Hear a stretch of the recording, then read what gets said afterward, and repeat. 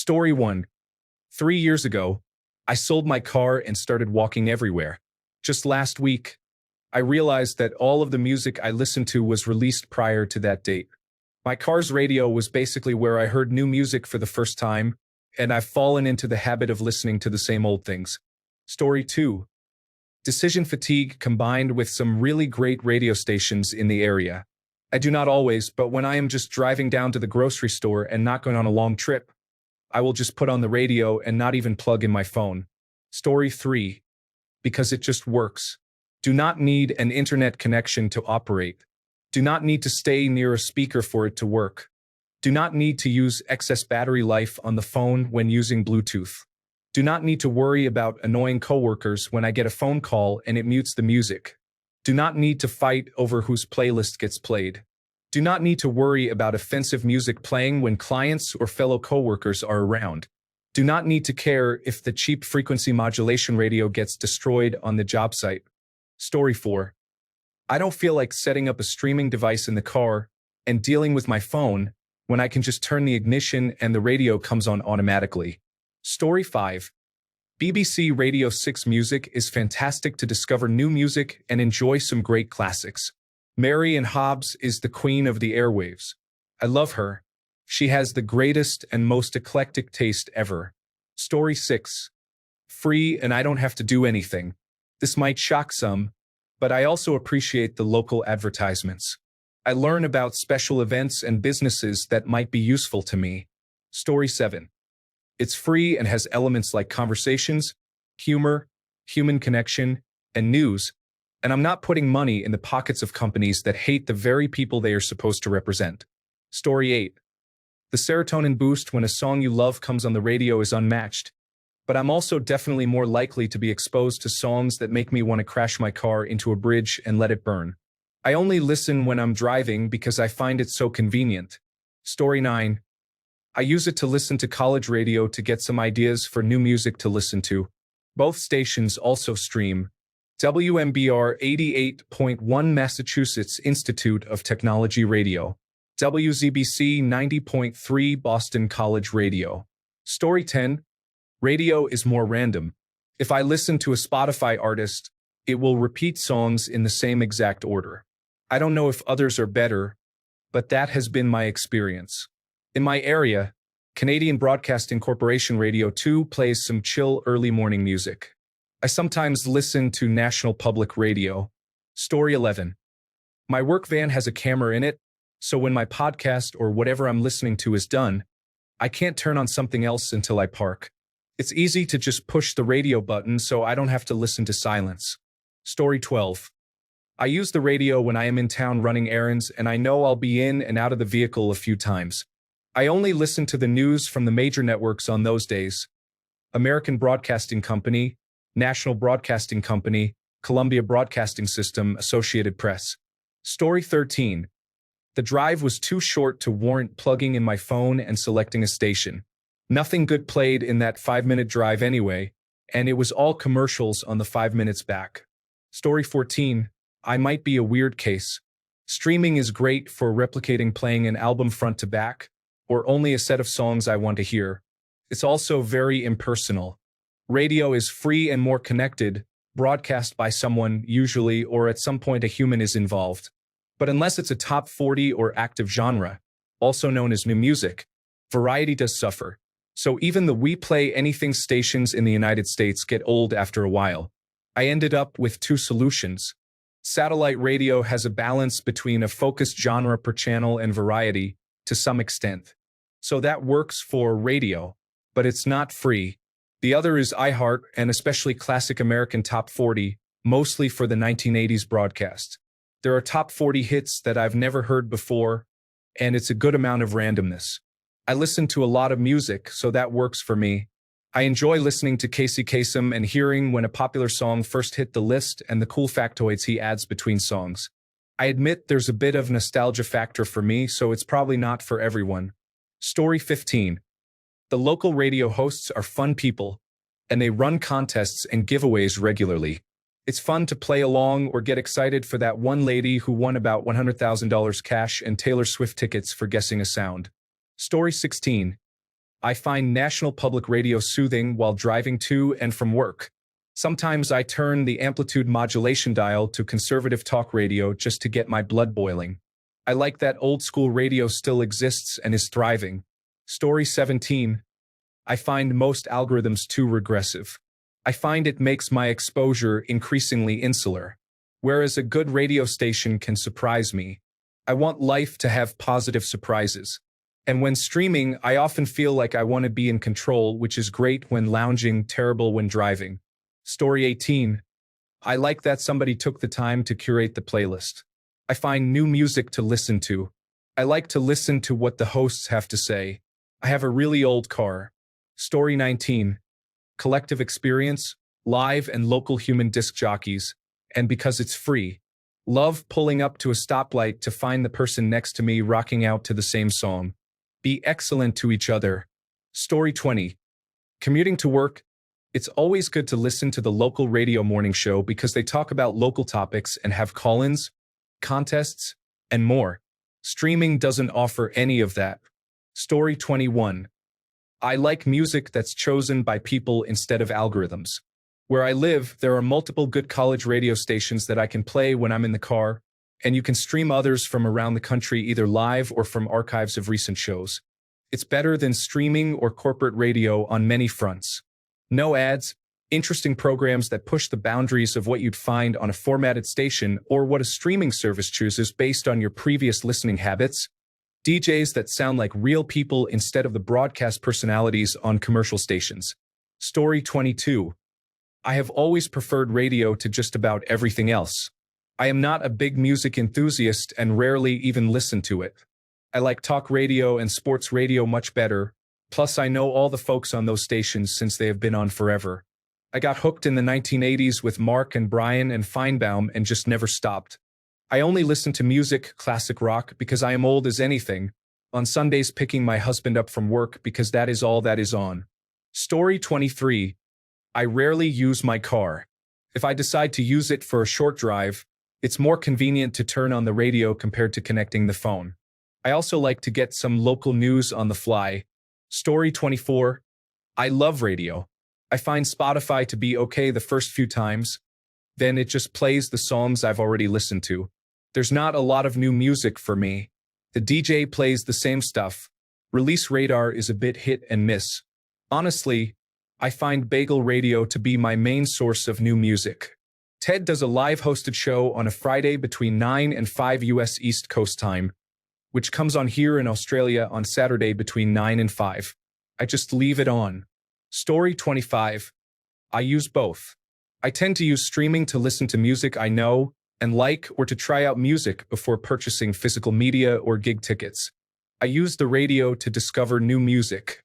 Music curated by a human is greater than music curated by an algorithm. Story 26. Honestly, there are too many choices on streaming services. With the radio, I have my 5 stations preset and we roll. I don't have the time or inclination to search for all that on streaming. Story 27. SiriusXM is expensive and barely plays music. The DJ has more time to talk, so it turns into a podcast just like the radio. I also don't have unlimited data. Story 28.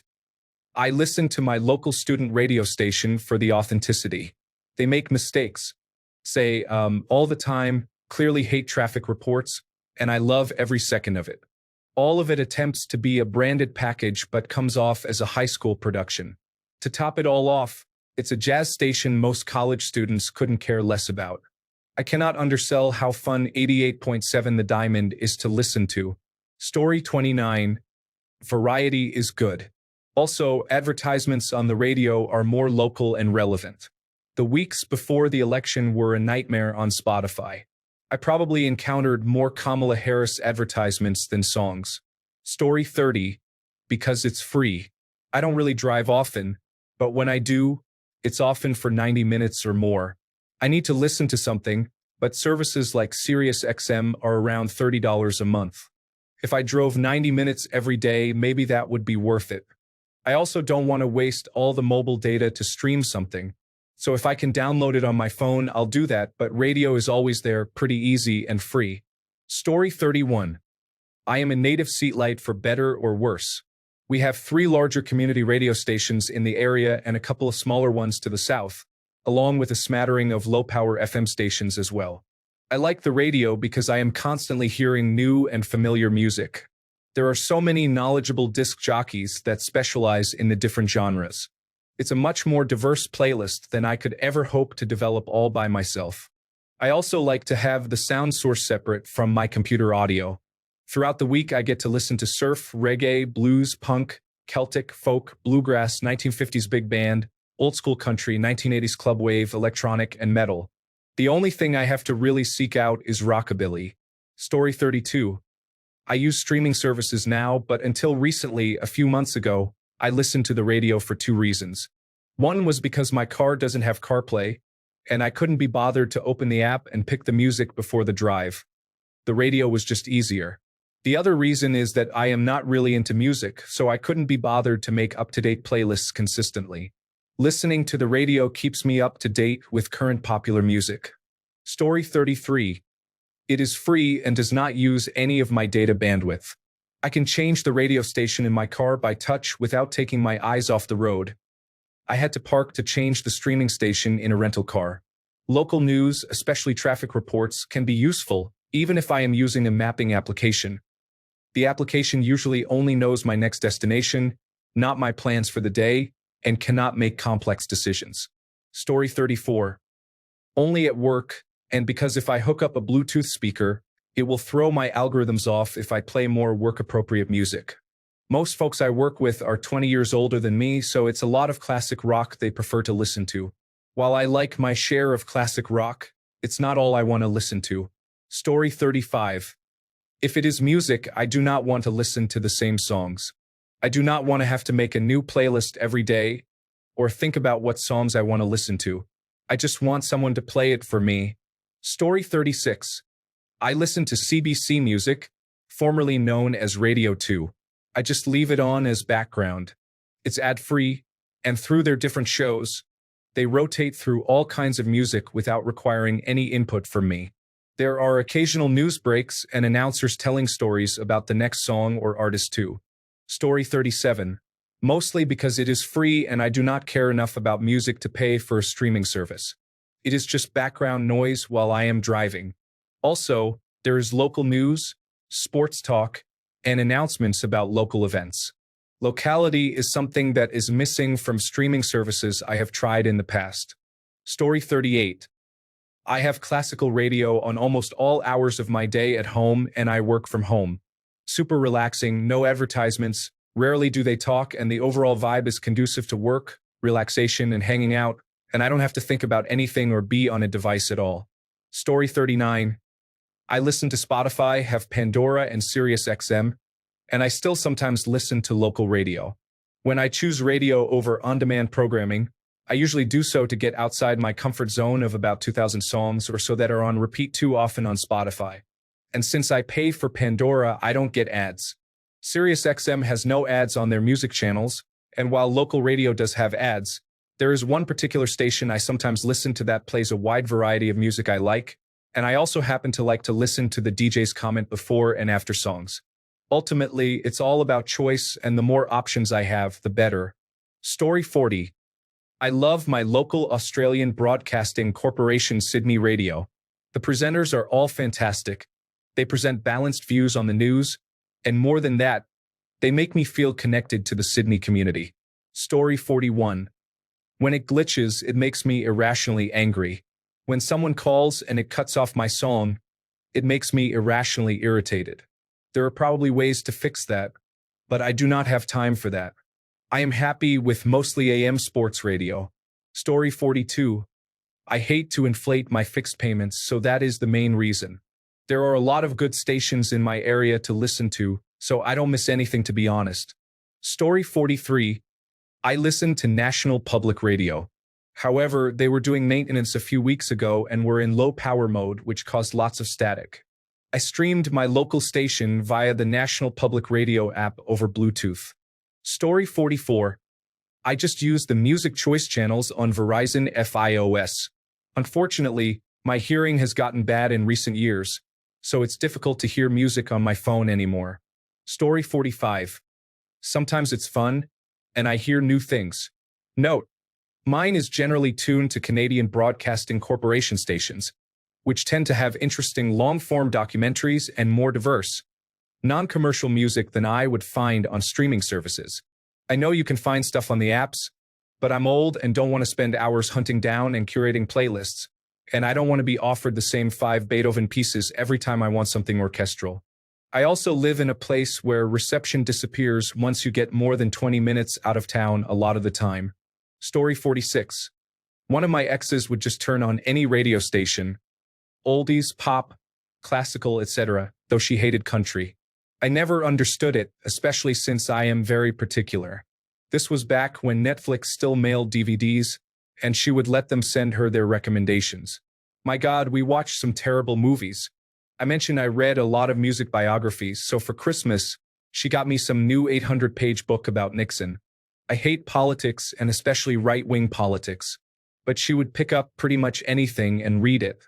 Until I met her, I never realized some people could have no opinions about media of any kind. Story 47. English is not my first language. I grew up with my grandmother making bread in the early hours of the morning and listening to the radio. Being an independent woman at the time was more complicated, so to have more cash, my grandmother used to sing on the radio. It was traditional music that was listened to on taxi radio at the time in the 1980s. Radio will always be part of it.